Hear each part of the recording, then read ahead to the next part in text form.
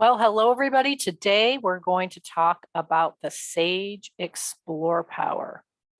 And just to let you know that everything that we're doing in these classes is based on the book Positive Intelligence by Shirzad Chamine, and it comes from the book and from the program. And I am a PQ certified coach, and I run the boot camps for this program. So the Sage Explore Power is a really fun one. We did not spend very much time in the boot camp on that power. So if you're curious, this is the place to be. So what is the essence of the Sage Explore Power? It's actually this idea of beginner's mind, a deep curiosity. You're in this state where you want to discover something, but you don't have a particular agenda. And you're actually curious just because you're curious. And it's not that you're going to use the knowledge for anything in particular. So you don't need the knowledge or what you discover to be anything in particular. And that's a lot easier said than done, because a lot of times we think we're exploring and we don't have a bias, but we actually do. So a lot of what we're going to talk about today is how to get into that state of mind and sort of keep yourself out of a place of bias or attachment to what you actually discover, so that you can discover more and have a richer experience and gain better unbiased knowledge. So when would you use the Sage Explore Power? A great time to use it is when you're wondering if you know everything you need to know before you want to make a decision or come to a conclusion about a certain situation. It could be when you're wondering if it's possible that you're only seeing a situation from your default bias perspective and you want to really look at it from different angles. Or if you feel like you could just benefit from learning more, approaching something from a new angle. So each Sage power has what we call a power game and a power guide and a power move. And so that will help you get into that power. And so for Explore, the power game is called Fascinated Anthropologist. And the idea is you want to pretend that you're maybe an alien explorer that knows nothing about this planet or this situation. So you have no context for what you're looking at. How might you approach discovering what it's all about? And Shirzad often will tell a story of if you are in a culture that you're not familiar with and you want to understand how they make bread, and you notice that they make bread very, very differently from how you're used to making bread. Instead of getting in and judging and going, well, why are they so inefficient about the way that they make bread? You come at it with why. Well, there must be a good reason. Let's find out why. And then you find out that because of the unique conditions that they're in, they've learned how to make modifications to making bread that are unique to their climate and to the way that they use the bread. And so that becomes really interesting to you. And the fact that you're coming to it without a preconceived notion or a judgment allows you to learn things that you wouldn't learn otherwise. The power guide is a person that you think about when when you want to get into the Sage Explore power or whatever Sage power that you're thinking about, and that person embodies that power for you. So a way to find your Explore guide would be to ask yourself, who's the most curious, open-minded person I know? And it can be someone that you know, like a family. For me, I'd probably think about my nephew, who's about 2 years old right now. And so he's constantly exploring anything, and he embodies curiosity. But it could be a historical figure, or it could be a fictional character, even anybody that you can relate to, where when you think of that, you really get an understanding of what it's like to be in that open-minded space of curiosity. And then think about, how can I be that person? Or how would this person think or approach learning more about this situation? What questions might they ask about it? Besides your power game and your power guide, we have a power move. And when we talk about the power move, what we talk about is physically getting in to explore. So if you did the boot camp, then you went through a video where Shirzad guided you through physically getting into the really negative place of your judge. But really, you want to be able to physically get into any of these particular uh, states of being. And so the power move for explore would be the physical expression of curiosity and fascination. And usually that's leaning forward with really alert eyes and very much being interested. So one of the things, and some of you may have heard of the famous video on the superpower pose that you use to get yourself more confident. That actually works. The more you think about yourself as a superhero, and you kind of you can't really see me doing it right now, but you kind of stand up straight and everything, that actually makes you more confident. So when you're confident, you tend to naturally go into that pose. But when you go into that pose, it makes you more confident. You may have also heard about when people smile, it actually makes them a little bit happier. So when you're happy, you tend to smile, but also when you smile, you tend to be happier. So that's what these power moves are all about. And so if you want to get into explore mode, you might think about, well, how would I look? What would I do physically if I were more curious?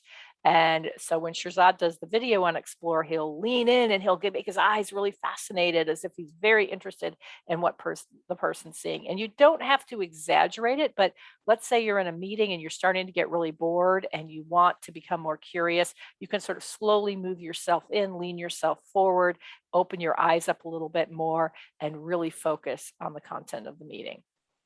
So that's the power game, the power guide, the power move. All of these things are designed to help you get into the emotions of explore, which are curiosity, fascination, openness, awe, and wonder.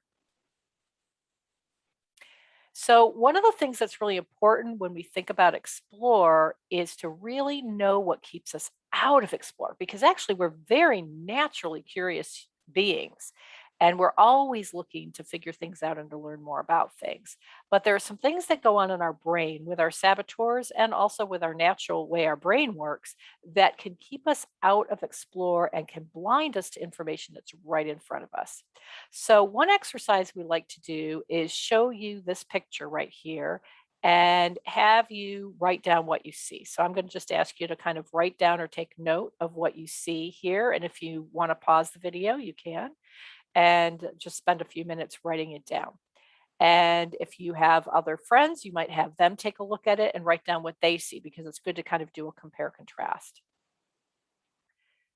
So this is kind of a famous ink blot that they use when they talk about Rorschach tests. And the thing that's really important to understand about this is actually nothing. It's just a random ink block. So someone just dropped ink on a paper and the way it flowed came out looking like this. But what happens is when people look at the ink block and they start looking to see something, what your brain does is try to turn it into something, try to make sense of it. And that in itself is actually really effective, that your brain tries to make sense of what it sees. But what your brain sees, once it sees it, it can't unsee it. And so then we can kind of set in our way. So if you thought this was a butterfly, then you may say, oh, it's a butterfly, and you can't not see the pieces that were a butterfly. If you think it's a monster, then you can't unsee the monster. If you think it's a spider, you can't unsee the spider. If you think there's eyes and tentacles and it's some sort of a wild insect, you can't unsee that. Now, sometimes though, when you talk to somebody else who saw something else and they show you how they saw it, then you can see what they see. And that is part of moving into explore mode. So the thing to keep in mind is that if you know what your confirmation bias is, then you can be aware of it and then stretch your brain outside of it. So each saboteur kind of has their own confirmation bias. And what confirmation bias is it's the fact that we only see things that confirm what we already believe. So when we're in a room, when we're in any kind of situation and we're looking around, what we see and what we perceive, we have a natural selective perception filter on it. And we only pick up on things that are in line with what we already believe to be true. So what is unfortunate about that is if we have some beliefs that aren't true or that don't serve us, We stay stuck by constantly seeing in the world only the things that confirm those beliefs. And maybe one example of that is if you feel that people don't appreciate you, if someone says thank you, you might think, oh, they're just saying that so that they can be polite. They don't really appreciate me. So your brain will actually twist around the things it receives in the world to confirm what we already believe.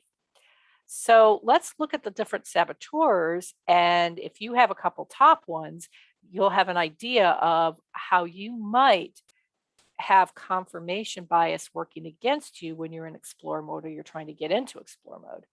So the judge tends to limit exploration to discovering more negative. So the judge is all about what's wrong with this. So if you are looking at something and you're only seeing what's wrong with it, you're probably hijacked by the judge. The avoider tends to limit exploration to avoiding discovering unpleasant things to be confronted. So the avoider will not want to notice anything unpleasant, and they'll sort of veer around those things, reframe those things, not look at them very closely. So if you have an avoider saboteur, you might want to have to ask yourself directly, what is the negative thing here that I'm afraid of? And kind of reassure yourself so that you can break through that and look at it.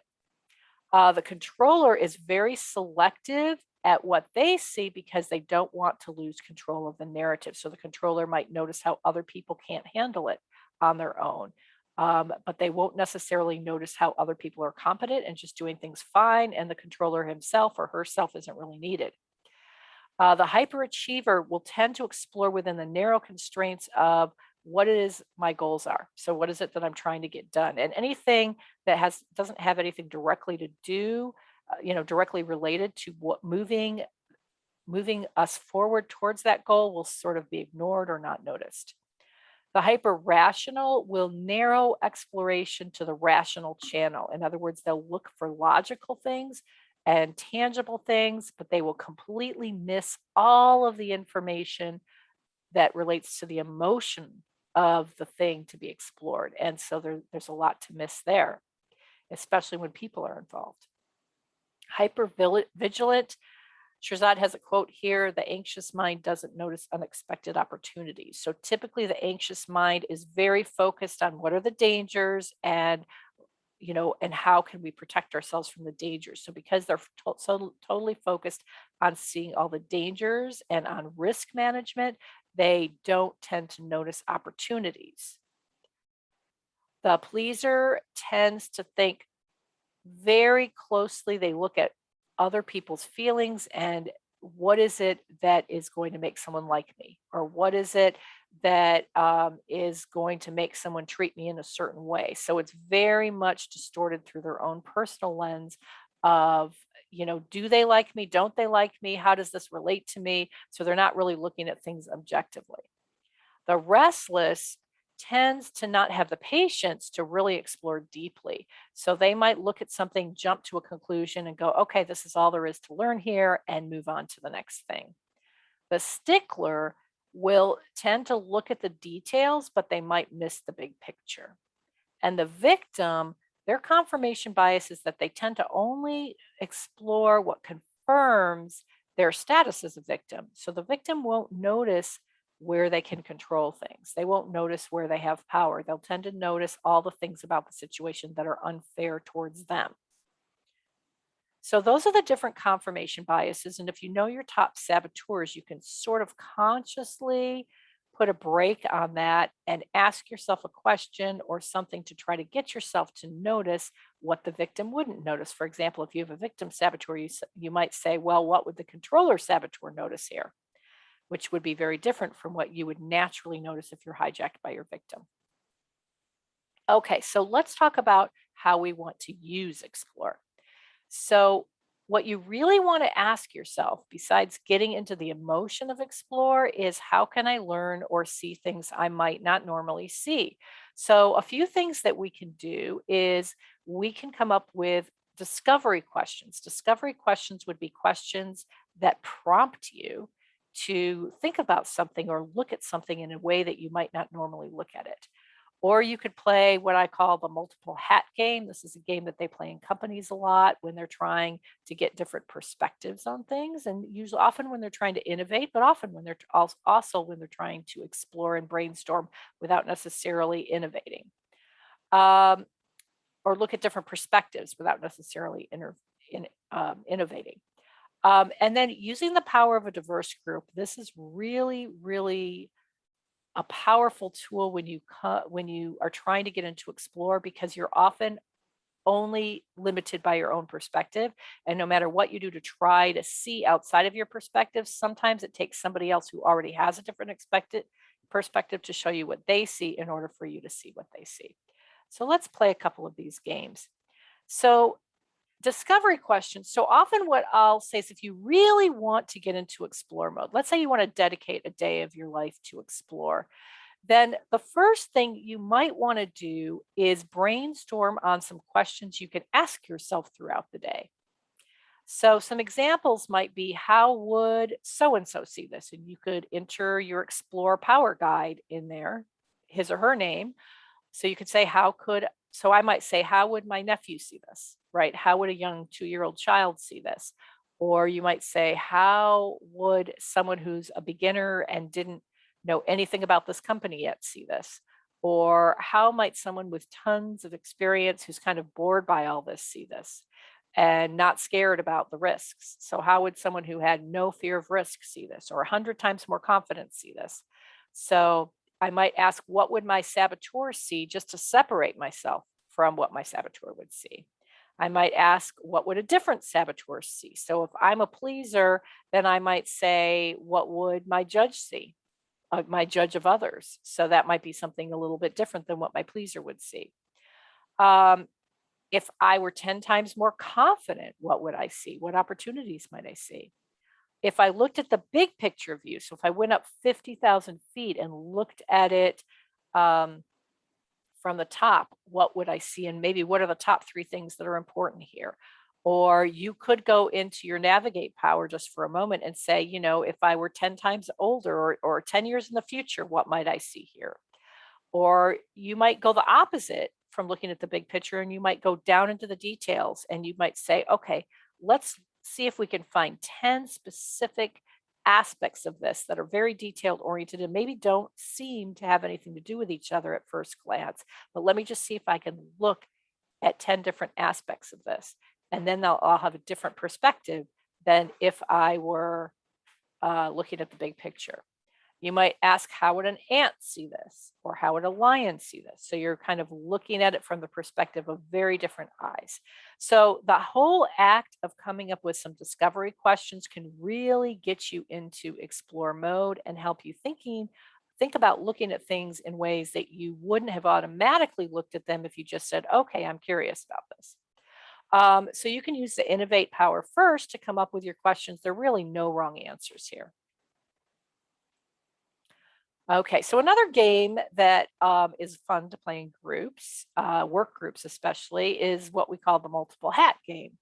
And that is, come up with a different list of different types of people who might look at the situation differently and notice different things. And then you keep putting on the different hats. So what people will do often is they'll just actually literally put a bunch of hats on the table. And we do this with business owners, and they'll say, okay, if I'm putting on my sales hat, what do I see? If I'm putting on my production hat, what do I see? If I'm putting on my accounting hat, what do I see? If I'm putting on my employee hat, what would I see? So you can do this in a lot of different ways. So you could say, what would the Democrats see versus what the Republicans would see? You could say, what would a veteran see versus what would a newbie see? You could say, what would the accounting department see? What would the marketing department see? What would the production department see? What would sales see? What would an intelligent alien or an invisible scientist traveling back in time wonder about when they were looking at this? So put on the different hats and view the situation from each vantage point, and that will give you more flexibility in what you're looking at. Using the power of a group. So this is one of my favorite ways to use explore in a group and really bring out the power of the group.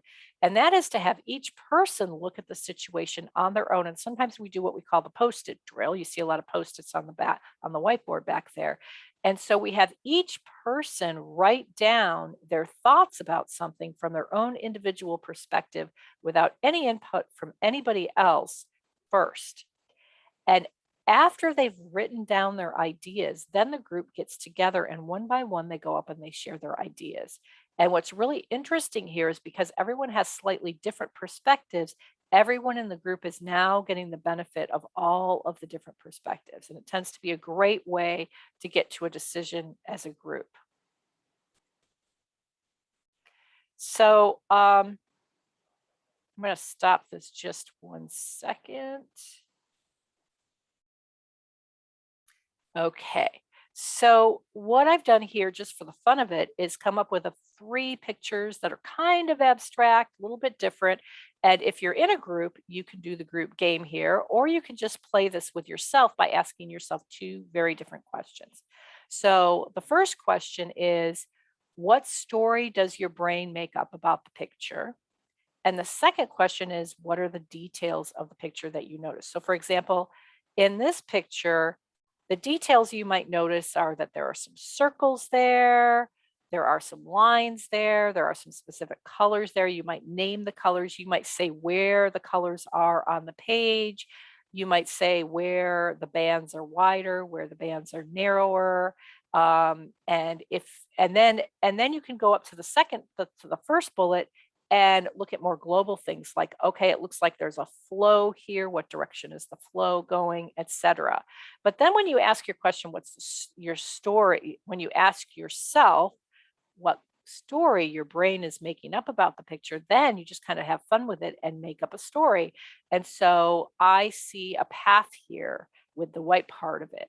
And I don't really know what the path is going through, but I'm assuming it's either going through plasma or space. Maybe I'm taking a journey into the depths of somebody's body. You know, those movies that will take you and pretend that you're going into the body, and I'm seeing all the cells here and the veins and blood vessels. So maybe that's what I think my story is. So you may come up with that story, or I come up with that story, but someone else may come up with a very different story. All right. So I may have spoiled it for you by telling you my story before you had a chance to think about your story. And so that's what the fun of it is. It's kind of pause the video, think about your details, and think about your story. Now, if you're familiar with Myers-Briggs, if you are an S, you're going to be more comfortable asking the question about the details first. And if you're an N, you're going to be more comfortable asking the question about the story first. So just ask whichever question is most comfortable for you first, because that's where you're going to have the most fun engaging, and then challenge yourself to look at it the other way and see what comes up for you. All right, so let's look at another picture here. So this is not as abstract of a picture, but same thing. Pause the video and ask yourself these 2 questions. What are the details that you notice here? What's the story that your brain makes up about the picture? What do you see here? Is there meaning that you can attribute to the picture? Maybe ask some of the discovery questions, come up with some discovery questions and ask yourself, looking at the picture, you know, what is the purpose of life? What does it tell me about light? What does it tell me about my horoscope today? I mean, ask yourself anything crazy and see what comes up. And one more picture. This one's a little bit more abstract, and we'll do the same thing. So if you want, you can pause the video, take a look at it, and then get your answers. Okay, so we've had a lot to explore here around the sage power of explore. Being an explorer is a really great place to be. It really allows you to experience life in a full way that often we can't experience when we're hijacked by our saboteurs. So what I'll do is send you off and have you explore. One of the things that we do if you go into the GROW program is you'll notice that every once in a while, Shirzad will have a focus of the day that says, choose a sage power. And you just choose the first one that comes into your head. And I often will choose explore and find that on those days, I'm a better coach because I'm very curious about people, about what's going on with people. And so I ask much better questions. And I would imagine that if I were in a leadership position, That day, I would be a better leader because I would be very curious about what my employees were doing. So there's a lot of power that comes from dedicating a day to one sage power. All right, have fun with this, and thank you for listening.